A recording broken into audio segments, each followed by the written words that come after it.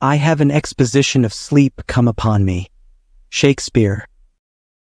I have frequently wondered if the majority of mankind ever paused to reflect upon the occasionally titanic significance of dreams, and of the obscure world to which they belong. Whilst the greater number of our nocturnal visions are perhaps no more than faint and fantastic reflections of our waking experiences, Freud to the contrary with his puerile symbolism, there are still a certain remainder whose a mundane and ethereal character permits of no ordinary interpretation, and whose vaguely exciting and disquieting effect suggests possible minute glimpses into a sphere of mental existence no less important than physical life, yet separated from that life by an all but impassable barrier. From my experience, I cannot doubt but that man, when lost to terrestrial consciousness, is indeed sojourning in another and uncorporeal life of far different nature from the life we know, and of which only the slightest and most indistinct memories linger after waking. From those blurred and fragmentary memories we may infer much, yet prove little. We may guess that in dreams life, matter, and vitality, as the earth knows such things, are not necessarily constant, and that time and space do not exist as our waking selves comprehend them.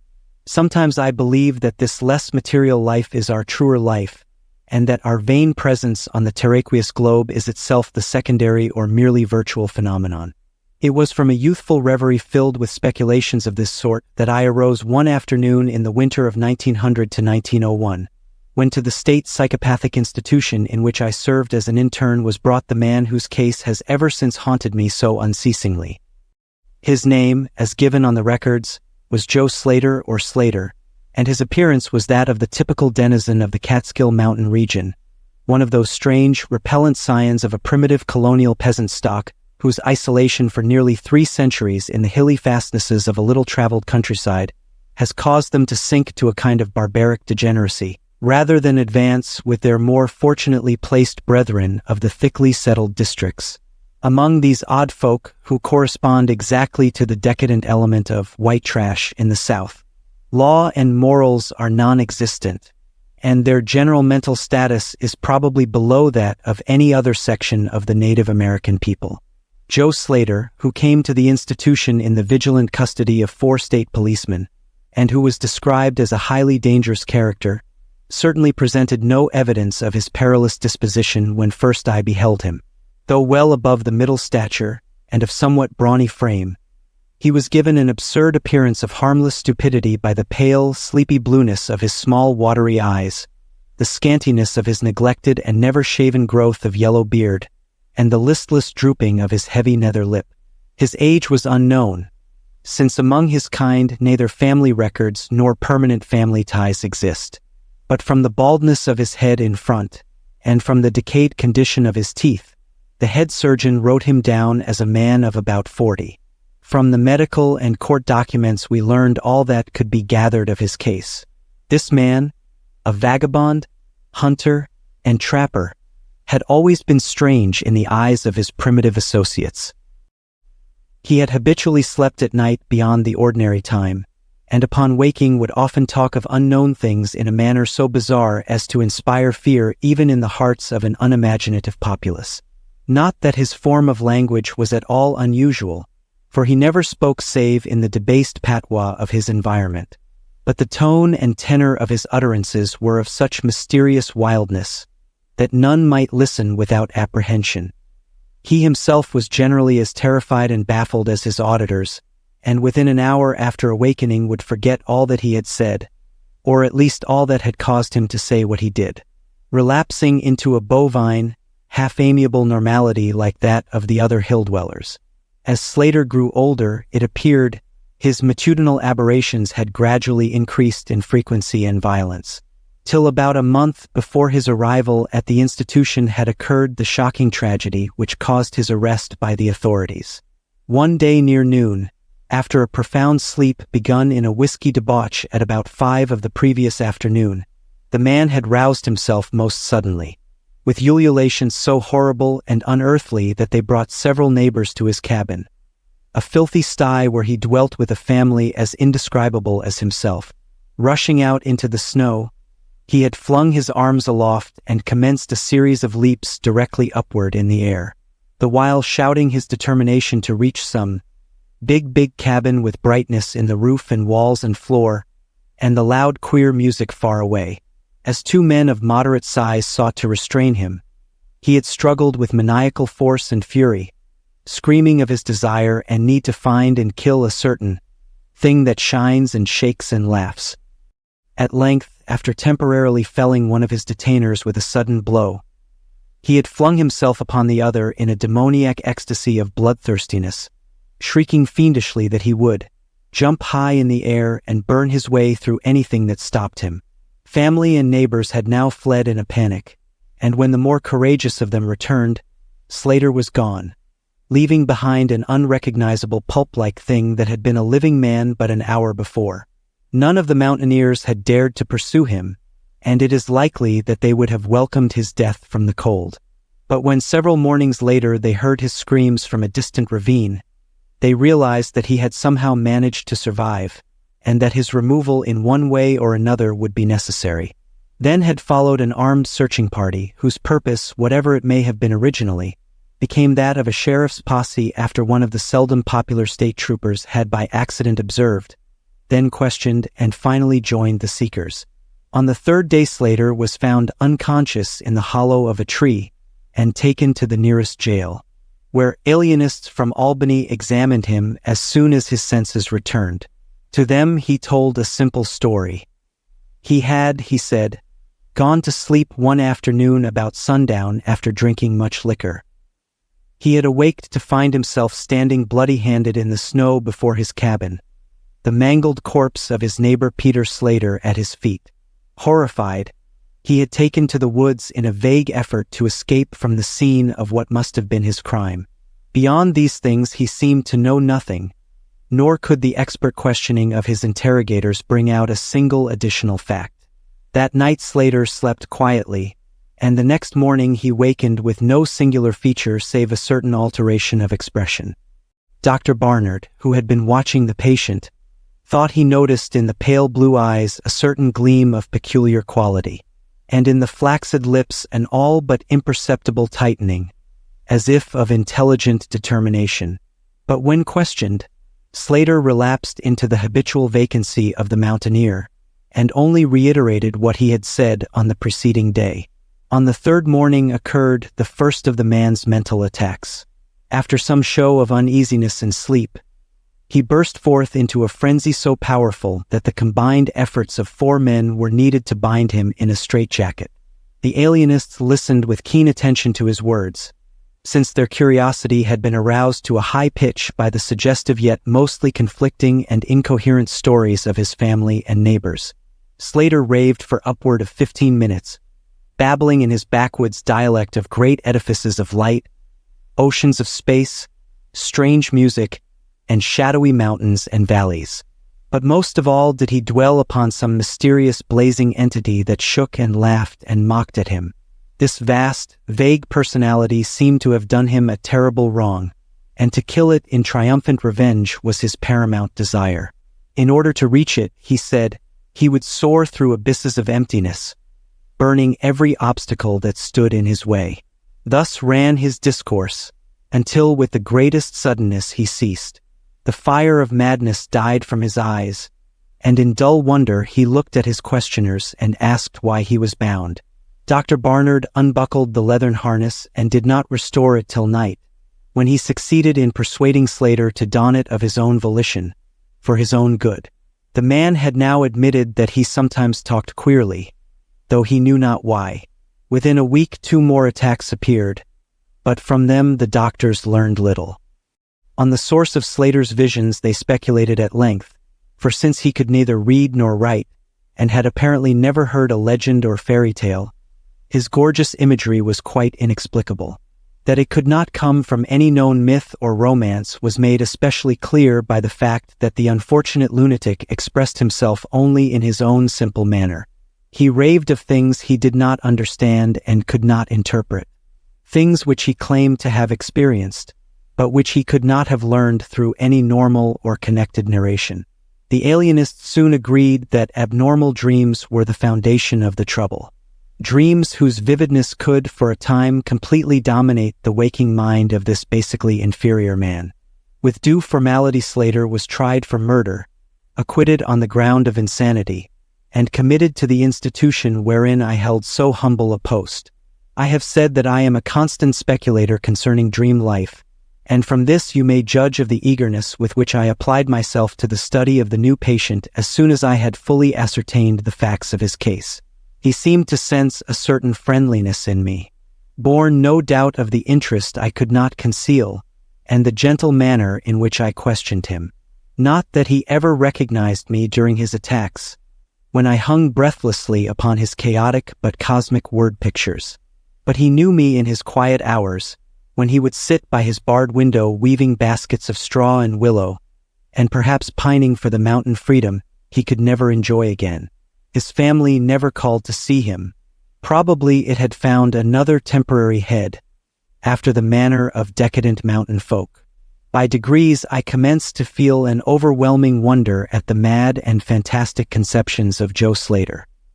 The man himself was pitiably inferior in mentality and language alike, but his glowing, titanic visions, though described in a barbarous and disjointed jargon, were assuredly things which only a superior or even exceptional brain could conceive. How, I often asked myself, could the stolid imagination of a Catskill degenerate conjure up sights whose very possession argued a lurking spark of genius? How could any backwoods dullard have gained so much as an idea of those glittering realms of supernal radiance and space about which Slater ranted in his furious delirium?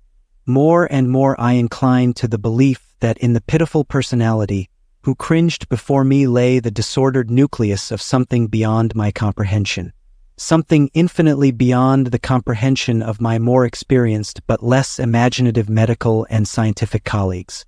And yet I could extract nothing definite from the man.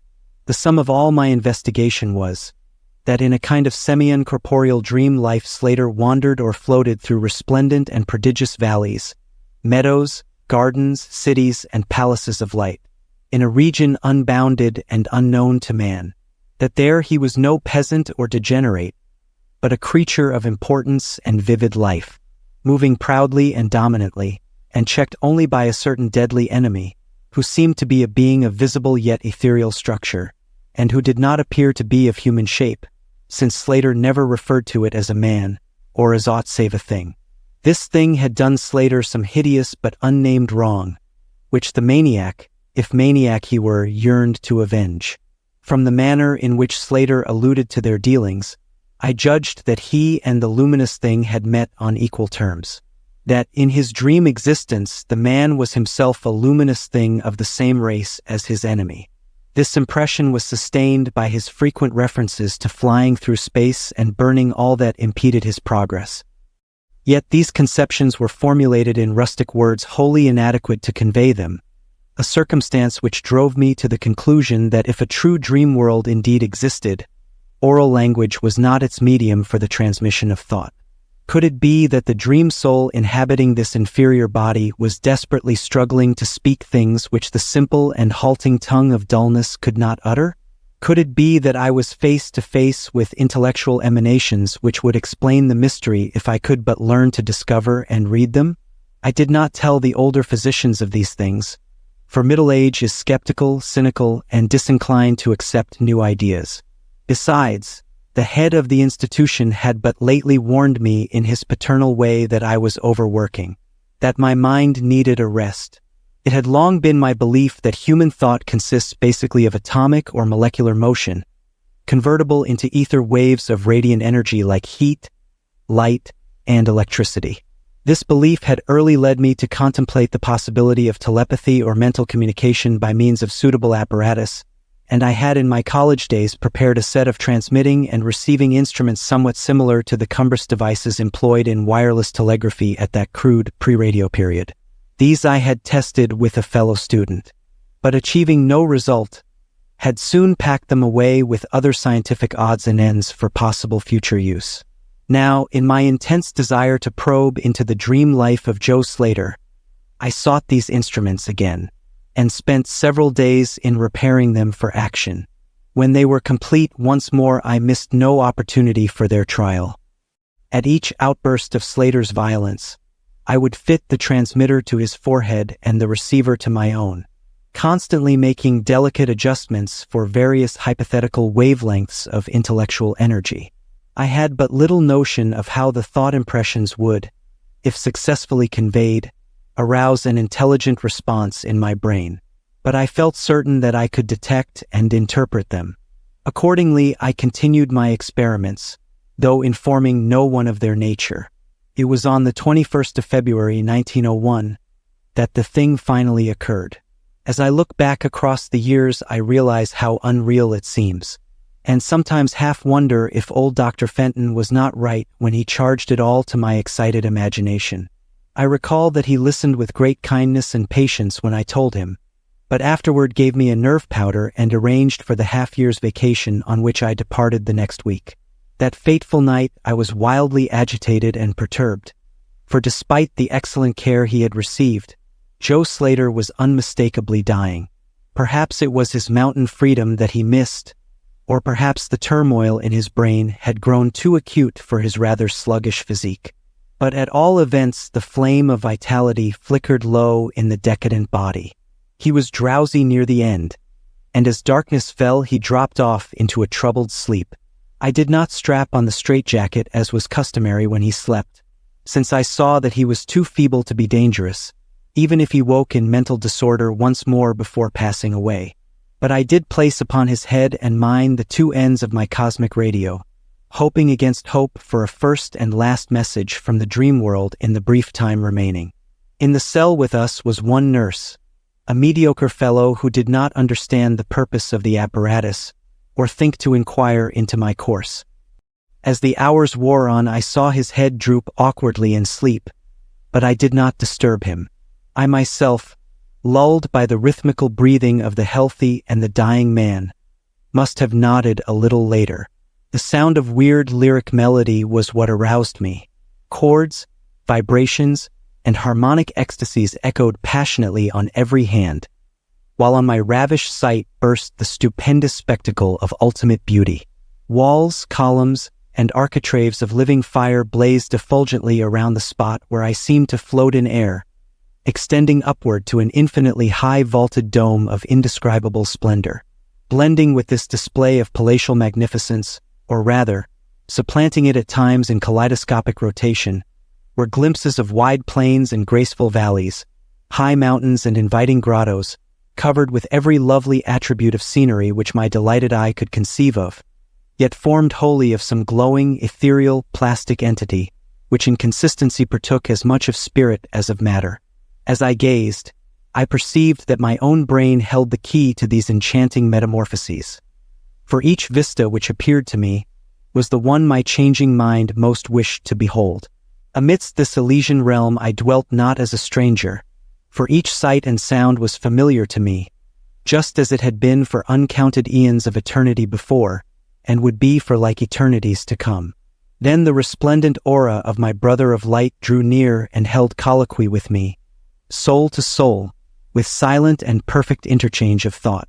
The hour was one of approaching triumph, for was not my fellow being escaping at last from a degrading periodic bondage, escaping forever, and preparing to follow the accursed oppressor even unto the uttermost fields of ether, that upon it might be wrought a flaming cosmic vengeance which would shake the spheres? We floated thus for a little time, when I perceived a slight blurring and fading of the objects around us, as though some force were recalling me to earth, where I least wished to go. The form near me seemed to feel a change also, for it gradually brought its discourse toward a conclusion, and itself prepared to quit the scene, fading from my sight at a rate somewhat less rapid than that of the other objects. A few more thoughts were exchanged, and I knew that the luminous one and I were being recalled to bondage, though for my brother of light it would be the last time. The sorry planet shell being well nigh spent, in less than an hour my fellow would be free to pursue the oppressor along the Milky Way and past the hither stars to the very confines of infinity.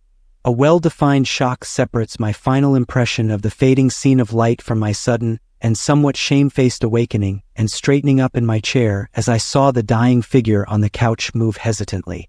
Joe Slater was indeed awaking, though probably for the last time. As I looked more closely, I saw that in the sallow cheeks shone spots of color which had never before been present. The lips, too, seemed unusual, being tightly compressed, as if by the force of a stronger character than had been Slater's. The whole face finally began to grow tense, and the head turned restlessly with closed eyes. I did not arouse the sleeping nurse, but readjusted the slightly disarranged headbands of my telepathic radio, intent to catch any parting message the dreamer might have to deliver. All at once the head turned sharply in my direction and the eyes fell open, causing me to stare in blank amazement at what I beheld. The man who had been Joe Slater, the Catskill decadent, was now gazing at me with a pair of luminous, expanded eyes whose blue seemed subtly to have deepened. Neither mania nor degeneracy was visible in that gaze, and I felt beyond a doubt that I was viewing a face behind which lay an active mind of high order. At this juncture my brain became aware of a steady external influence operating upon it. I closed my eyes to concentrate my thoughts more profoundly, and was rewarded by the positive knowledge that my long-sought mental message had come at last. Each transmitted idea formed rapidly in my mind, and though no actual language was employed, my habitual association of conception and expression was so great that I seemed to be receiving the message in ordinary English. "Joe Slater is dead," came the soul-petrifying voice or agency from beyond the wall of sleep. My opened eyes sought the couch of pain in curious horror, but the blue eyes were still calmly gazing, and the countenance was still intelligently animated. "He is better dead, for he was unfit to bear the active intellect of cosmic entity. His gross body could not undergo the needed adjustments between ethereal life and planet life. He was too much of an animal, too little a man. Yet it is through his deficiency that you have come to discover me, for the cosmic and planet souls rightly should never meet. He has been my torment and diurnal prison for 42 of your terrestrial years. I am an entity like that which you yourself become in the freedom of dreamless sleep. I am your brother of light, and have floated with you in the effulgent valleys. It is not permitted me to tell your waking earth self of your real self, but we are all roamers of vast spaces and travelers in many ages. Next year I may be dwelling in the dark Egypt which you call ancient, or in the cruel empire of Sanchan which is to come 3,000 years hence. You and I have drifted to the worlds that reel about the red Arcturus, and dwelt in the bodies of the insect philosophers that crawl proudly over the fourth moon of Jupiter. How little does the earth self know of life and its extent. How little, indeed, ought it to know for its own tranquility. Of the oppressor I cannot speak.